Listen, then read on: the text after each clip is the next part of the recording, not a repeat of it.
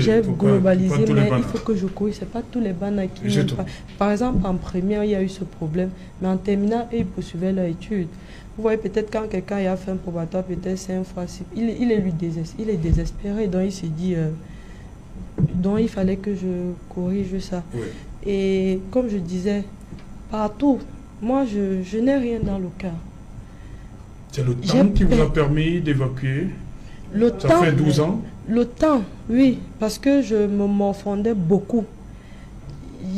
C'est parce que je suis beaucoup attachée à ma famille. La famille a joué un rôle important? Très important. Et tout le peuple camerounais. À ça, je vous dois cela. Je vous dis merci. Parce que si j'ai tenu et si je tiens encore, ces gens-là, hier dans ma chambre, il y a eu le vol de jeu, il y a eu le problème d'Esther. Mais je suis restée comme ça, c'est mon nom qui est rempli sur la toile. J'ai dit, Seigneur, qu'est-ce qui se passe? Vous comprenez que, comme je dis souvent, c'est pas mon enfant. C'est l'enfant de tous les Camerounais. Ils me l'ont prouvé. Tout le monde attend voir cet enfant. Partout, il y a des détracteurs. On est en train de vous dire que j'ai pris beaucoup d'argent. Je le dis encore, je répète. J'ai fait 3 mois. Je parlais, personne n'écoutait. Jusqu'à ce que le jour où ma voix est sortie, les Camerounais m'ont dit, Vanessa, je suis avec toi. Et moi, je leur ai dit, je ne vous trahirai jamais. Et je ne l'ai pas fait. Je n'ai pris 5 francs à personne. En ce qui concerne l'échange d'argent avec mon enfant, tel que les gens le disent. Si j'ai fréquenté jusqu'à avoir mon master, c'est ces mêmes Camerounais-là qui m'ont aidé. Il y a les âmes de bonne volonté qui m'ont aidé, qui m'appellent chaque fois, Vanessa, comment tu fais? Je dis, bon, je vais m'inscrire. Quelqu'un dit, prends 50 000. C'est comme ça que moi, je fréquente aujourd'hui. Et quand je vous dis, j'ai pardonné, c'est parce que je ne vais pas seulement voir le côté sombre. Le côté sombre, c'est qu'on m'a arraché ce que j'ai de précieux. Mais on ne m'a pas arraché la vie. Notre fille, je suis curieuse de la voir comme vous. Mais je pense qu'elle est spéciale pour nous. Je ne sais pas si c'est elle ou si c'est moi. On a quelque chose à apporter dans ce pays. Et elle a l'âge. Je pense, ça fait 12 ans. Elle écoute déjà. C'est plus pour longtemps. Elle va nous rejoindre. Et toi, sa deuxième maman, tu es sa deuxième maman. Moi, je ne t'en veux pas.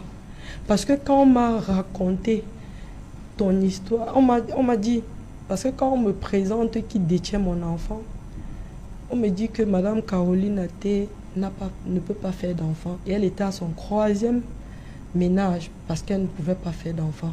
Non, je vous en prie, on ne peut pas. Non, ne citons pas. Non, ne citons, je vous en prie. Ne citons pas quoi? Non, non. J'ai toujours donné son nom. Je n'aime pas, j'ai toujours donné son nom, c'est pas sur Equinox. Vous êtes sûr que c'est elle qui... C'est la magistrate Caroline Medjang Até, épouse à Tangana à l'époque, qui détient mon enfant. Ça, tout le monde le sait, même le gouvernement le sait. Ils le savent. Elle est familier avec l'ex-directeur, père à son âme, qui est décédé, docteur Sondam Anderson, qui était jumeau, qui a grandi chez le frère jumeau du directeur, de l'ancien directeur de Génico, qui lui était au ministère de la Justice. Donc ce sont eux qui élèvent, c'est lui qui élève, c'est son frère jumeau qui élève la magistrate. Ce sont eux qui détiennent mon enfant. Je n'ai jamais détourné.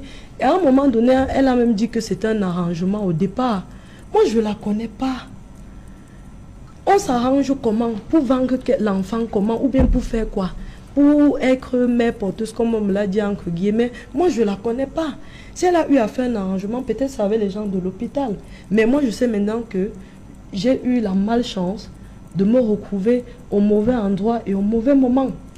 Peut-être ils se sont dit, bon, vu son âge, la petite fille là, peut-être si on lui propose là, comme ils ont commencé au départ, je vais affaiblir. Mais vous moi... avez proposé l'argent au départ?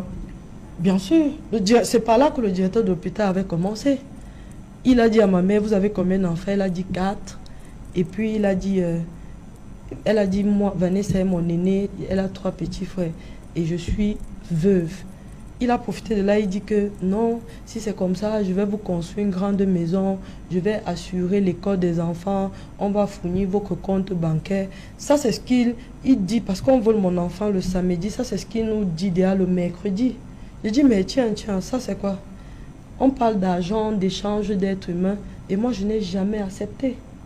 Okay. Donc, pour dire que, comment, moi, j'ai pardonné. Et je pardonne parce que je dois vivre. Okay. Les Camerounais ont porté leur espoir sur moi et je ne peux pas leur décevoir. Parce que si je lâche, personne mieux que moi ne portera ce combat. Ok. Une réaction, Marie-Ange? La petite Vanessa, moi je dis félicitations et beaucoup de courage. Perdre un enfant n'est pas facile. Mais perdre un enfant et savoir qu'il est vivant, voilà, c'est encore plus mieux. Et tu as raison de pardonner à sa seconde maman pour que peut-être demain, après-demain, elle ne cherche pas à lui faire du mal, pour qu'elle ne réalise pas. Parce que peut-être l'euphorie à l'époque où elle avait pris l'enfant était encore là. Mais avec le temps, elle peut se dire peut-être cet enfant peut me trahir et tout et tout. Et moi de même, je passe le même message à la maman. J'espère qu'elle aime cet enfant comme il faut et qu'un jour, avec le pardon de Vanessa, cette petite princesse se retrouvera avec 2 mamans. Pourquoi pas?